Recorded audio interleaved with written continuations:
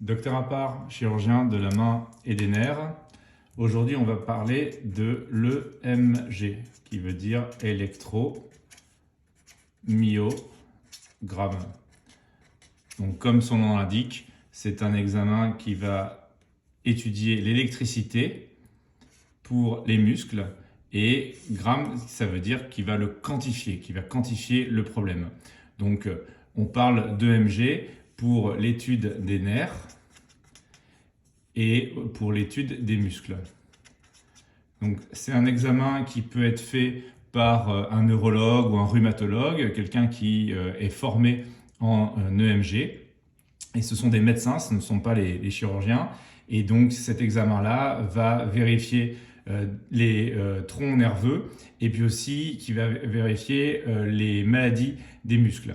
Alors, cet examen, il est très important pour ce qui nous concerne pour le syndrome du canal carpien. Il est très important pour vérifier le nerf du canal carpien, c'est-à-dire le nerf médian. Alors, je vous rappelle que le nerf médian, il passe sous un gros ligament qui est sous ces reliefs osseux, sous ce ligament du carpe. Et le nerf médian, c'est le nerf qui est gros comme le petit doigt, qui va passer sous ce ligament-là, et puis après va donner des branches au niveau du pouce, de l'index, du majeur et de la moitié du quatrième doigt. Donc, pour étudier ce nerf médian, eh bien, on va stimuler avant le lieu de compression et puis recueillir de l'information après le lieu de compression. Donc, c'est très important pour quantifier le problème du nerf médian au niveau du canal carpien. Donc c'est un examen hyper fiable. C'est quelque chose qui va être très intéressant pour le syndrome du canal carpien. C'est l'examen qui va quantifier, c'est le seul examen qui quantifie le problème du syndrome du canal carpien. C'est un examen qui va permettre de quantifier avec une machine. Mais c'est pas ça qui va nous dire si il est important d'opérer, c'est pas ça qui va nous dire si le canal carpien est très gênant. On va parler de canal carpien sévère, modéré ou débutant au niveau de l'électromyogramme. L'électromyogramme, ce n'est qu'un examen complémentaire. L'examen électromyogramme, il est très important pour d'abord quantifier le problème, mais quelquefois, eh bien, il ne voit pas ce problème-là. On peut avoir des faux négatifs et puis quelquefois des faux positifs. C'est très rare, mais ça existe. C'est-à-dire, faux négatif, ça veut dire que c'est négatif alors qu'en fait, c'est pas vrai. Faux positif, ça veut dire que c'est positif alors que c'est pas vrai. Donc, l'électromyogramme, il est toujours demandé avant d'opérer, ça c'est important de le comprendre. Il va permettre d'éliminer les maladies horribles par exemple la myasthénie, les myopathies, les maladies du motoneurone, c'est-à-dire des maladies graves qui touchent des fibres particulières, et puis les neuropathies qui peuvent être d'origine alcoolique, diabétique, congénitale, enfin des neuropathies très particulières.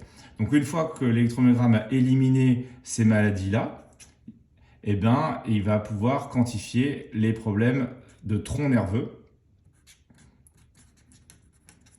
Et quelquefois, on vient pour un syndrome du canal carpien et puis le neurologue ou le rhumatologue dépiste à l'électromyogramme un problème à un autre tronc nerveux. Donc quelquefois on a des surprises. On dit bah voilà, vous êtes atteint du nerf cubital par exemple ou du nerf radial, et ben vous en plaignez pas, mais moi à ma machine je vois qu'il y a un problème de ce nerf là. Donc on va avoir une conclusion, mais cette conclusion elle va être rédigée par le clinicien qui va aussi faire un examen clinique. Et puis, on peut éventuellement faire après des examens d'imagerie, comme par exemple une radio, comme par exemple une échographie, comme par exemple une IRM. Et c'est l'ensemble de l'ensemble de ces examens, la conclusion, l'examen clinique et les examens d'imagerie éventuellement, qui va nous donner à la fin le diagnostic précis du problème et éventuellement après le traitement. Donc c'est pas l'électromyogramme qui décide s'il faut être opéré ou infiltré ou la kiné, c'est pas l'examen clinique seul, c'est pas les examens d'imagerie, c'est tout un ensemble.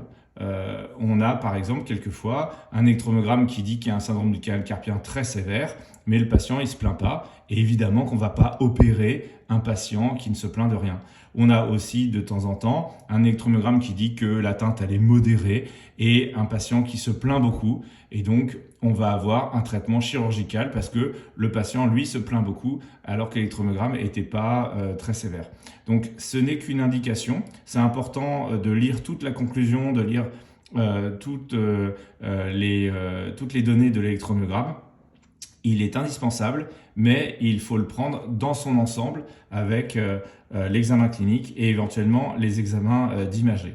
Donc, c'est quand même quelque chose qui est assez bien fait. C'est quelque chose qui n'est pas douloureux. On peut avoir à l'électromyogramme des petites secousses parce qu'on envoie des micro-courants électriques. Donc au début, ça fait un peu bizarre. On a des petites secousses comme ça. Mais ce n'est pas un examen douloureux. C'est au début un peu désagréable, surprenant.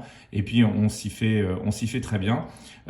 C'est pas quelque chose qu'on reproduit plusieurs fois, hein. L'électromyogramme, on en fait un. On considère qu'il est valable pendant plusieurs années. Et puis, c'est sûr que s'il a plus de 5 ou 10 ans, s'il y a des choses nouvelles, eh ben, on va redemander un électromyogramme. Mais quelquefois, on peut être amené à examiner ou à opérer ou à infiltrer des nerfs sans électromyogramme. C'est plutôt déconseillé, c'est dans des cas très très particuliers. C'est quand même bien de faire cet examen-là, il reste très très important. J'espère que ça vous a aidé à mieux comprendre l'électromyogramme. N'hésitez pas à regarder d'autres vidéos sur l'électromyogramme, il y en a plein sur YouTube, elles sont plutôt bien faites.